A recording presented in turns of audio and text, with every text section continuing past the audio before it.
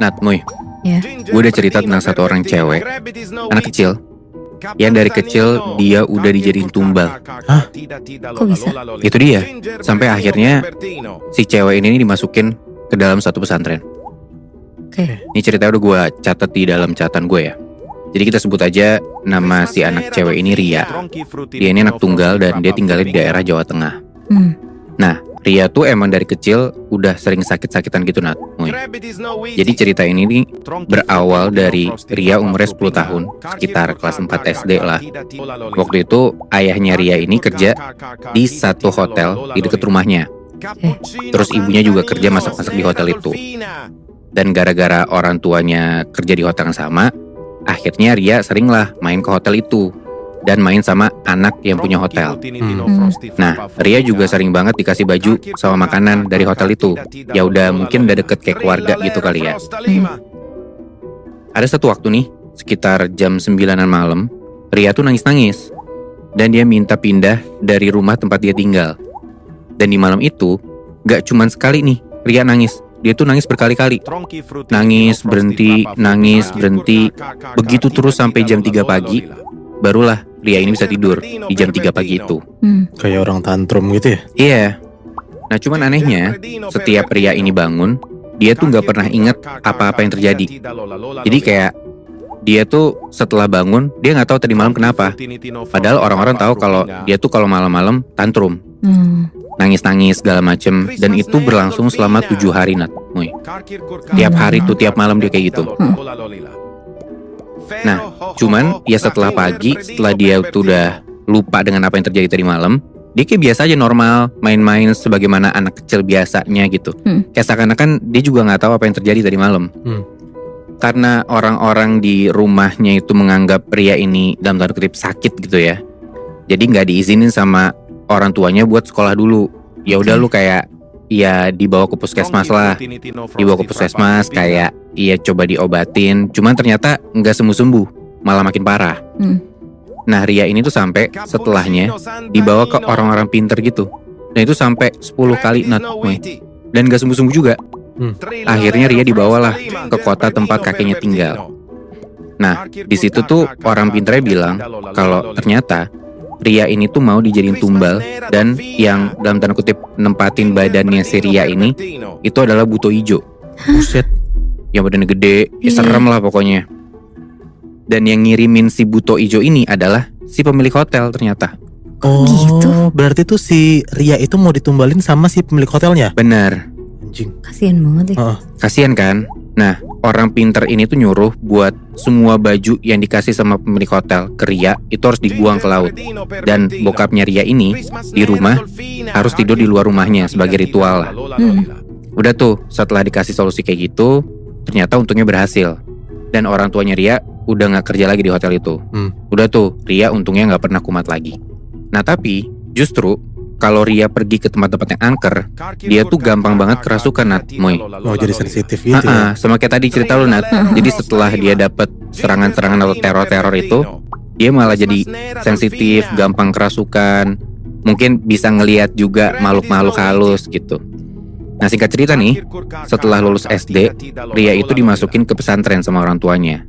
Dan ternyata pesantrennya ini angker. Jadi Ria tuh sering ngelihat makhluk gaib di lorong pesantrennya dia. Sampai pernah ada satu kejadian, pesantren kan kalau tidur barengan gitu ya, ya kan rame-rame gitu ya. Ria ini dan temennya tuh tidur di samping mereka. Ada satu malam itu mereka tidur barengan sama pocong, Nat.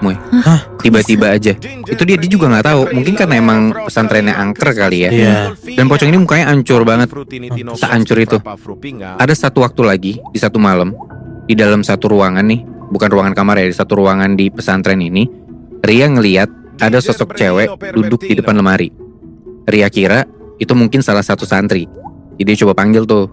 Dicoba panggil berkali-kali, gak nyaut-nyaut nih si cewek ini. Dia diemin beberapa saat. Dia dari luar ruangan nih ngeliat ke dalam ruangan itu, ke dalam ruangan si tempat cewek duduk itu. Tiba-tiba dari dalam ruangan itu ada suara kuntilanak ketawa. Dan makin lama suaranya itu makin kenceng. Yang ngedenger itu dia cabut lah dari ruangan itu kan. Cuman malamnya nih, pas mau tidur, Ria ngedenger ada suara-suara aneh gitu loh. Ria coba diemin lah si suara-suara aneh ini. Tapi nggak lama, Ria tuh ngedenger ada kayak suara napas gitu loh. Lo kebayang nggak ada suara napas deket sama kuping lo? Iya. Nah, Ria tuh ngedenger persis kayak gitu pas dia lagi di tempat tidurnya dia. Cuman dia pikir ya mungkin temen gua kali ya. Cuman kok napasnya kenceng banget sampai ke telinga gua nih kedengarannya. Pas Ria balik badan, ternyata yang tidur di sebelahnya itu adalah pocong. Waduh. Pocong lagi. Anjir. Saking takutnya nih, Ria tuh sampai entah kenapa nggak bisa teriak sama sekali dan nggak bisa ngeluarin suara. Pelan-pelan Ria balik badan lagi, baca doa dengan keadaan deg-degan gitu ya, sambil dia maksain dirinya buat tidur. Gak lama setelah itu, temennya datang nih ke tempat tidurnya dia. Dan ternyata temennya yang lagi tidur di sebelah Ria ini habis dari kamar mandi. Dan pas temennya datang, untungnya sosok ini udah gak ada, hilang gitu aja tiba-tiba. Cuman temennya Ria yang baru datang ini tuh ngeliat kalau Ria tuh sampai bener-bener keringet dingin gitu loh. Terus temennya bilang, udah Ria coba cuci muka dulu aja. Dia juga nggak tahu nih Ria kenapa, karena Ria juga belum cerita. Ria ke kamar mandi, dan pas dia masuk dalam kamar mandi nih, dia ngambil gayung. Itu dia ngeliat ada sosok kuntilanak di dalam bak mandinya. Anjing. Aduh. Kepalanya doang, Nat, Moy. Lazim. Gila kan? Lu bayangin, di dalam kamar mandi pesantren itu di bak mandinya ada kepala kuntilanak dan mukanya tuh hancur berdarah-darah. Aduh. Untungnya di situ Ria bisa teriak. Ria teriak dan teman-temannya yang ngedenger langsung nyamperin ke kamar mandi. Ria dipeluk, ditenangin. Baliklah mereka ke kamar. Tapi bahkan Nat, Moy, pas mau masuk kamar, Ria ini ngeliat ada sosok hitam ngelewatin jendela kamar dia itu. Aduh. Ria langsung malingin muka tuh, lanjut jalan aja ke tempat tidur tanpa bilang apa-apa sama temen-temennya. Berarti teman-temannya tuh nggak bisa ngelihat ya? Temen-temennya nggak bisa ngelihat. Cuman Ria doang. Nah, entah kenapa kayak gitu ya. Dan ini bahkan sampai di mimpi, Nat, Moy. Ria tuh digangguin sama sosok makhluk halus. Di mimpinya ini, Ria tuh kayak ketemu sosok besar, gede banget, tapi kayak cuma bayangan putih doang. Nah, di mimpinya itu Ria tuh nggak bisa gerak sama sekali, kayak cuman matung doang. Dan untungnya dia tetap bisa baca-baca tuh.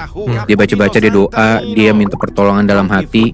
Sampai tiba-tiba Ria kebangun dan ternyata udah pagi hari aja. Nah, di pagi hari itu badan Ria tuh panas banget, tapi dia tetap paksain dirinya buat sekolah. Maksudnya ya dia ikutin pelajaran di pesantren itulah. Setelah sekolah, dia balik ke pondok lagi, pondok tempat dia istirahat. Tiba-tiba badannya Ria ini tuh lumpuh, gak bisa digerakin sama sekali. Kasian banget. Kayak seluruh badan tuh gak bisa gerak. Dibawa tuh Ria ke rumah sakit, diperiksa, di ronsen. Ternyata tulang punggungnya Ria tuh kayak ada yang kejepit gitu loh. Ria dikasih perawatan tuh beberapa lama, sampai akhirnya dia udah bisa pulang dari rumah sakit. Badannya udah bisa gerak lagi, tapi Ria tuh masih sering pinggangnya tuh sakit. Jadi belum sembuh banget dong, ya kan? Coba ditanyain lah ke ibunya si Ria ini. Dan setelah ibunya nyari solusi, ketemu ada satu kerabat nyokapnya Ria ini punya kenalan kiai di Surabaya yang sering nyembuhin orang. Dan di saat itu, pas sudah ketemu nih, padahal kiai ini belum pernah ke desanya Ria, belum pernah sama sekali ketemu sama Ria.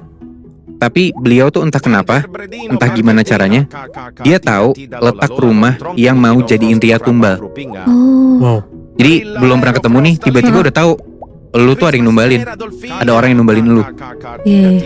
Nah, dan itu orangnya tuh masih sama orang yang punya hotel. Anjir. Masih aja ya, Vi? Itu dia makanya. Pergi tuh akhirnya Ria sekeluarga ke Surabaya lah. Maksudnya setelah ketemu sama kiainya tempatnya Ria dibawa ke Surabaya. Terus kayak semacam diruqyah gitulah sama kiainya ini. Dan kiainya bilang, ternyata setelah dulu buto ijonya tuh diusir dari badan Ria, si orang ini nih, orang yang mau numbalin Ria, itu tuh diem-diem naruh buaya putih yang baru lahir di punggungnya Ria. Sampai Ria tumbuh besar di pesantren itu, buaya itu pun ikut besar juga, kayak ikut tumbuh bareng Ria gitu loh. Di dalam badannya si Ria. Di dalam badannya Ria, tepatnya di punggungnya dia ya. Anjir. Dan katanya panjangnya sampai 4 meter, Nat, Moy. Gila. Udah tuh setelah diruqyah, akhirnya untungnya nih ya, Ria pelan-pelan secara bertahap bisa sembuh. Gila. Gue penasaran kayak alasannya kenapa si pemilik hotel numbalin Ria tuh. Lo tau gak, Bi? Nah itu juga gue nggak dapat ceritanya, Muy. Gue juga penasaran sih karena kenapa ya? Iya. Dia numbalin anak kecil kan? Iya, masalahnya apa ngejar sampai pesantren, Iya. gila. Dan akhirnya si buaya putih itu tuh keluar gak sih, Bi, dari badannya si Ria? Untungnya iya, karena Bisa. pelan-pelan dari cerita yang gue dapet ya, pelan-pelan Ria bisa sembuh sih. Oh, Bagus lah. kasihan banget sumpah. Ah,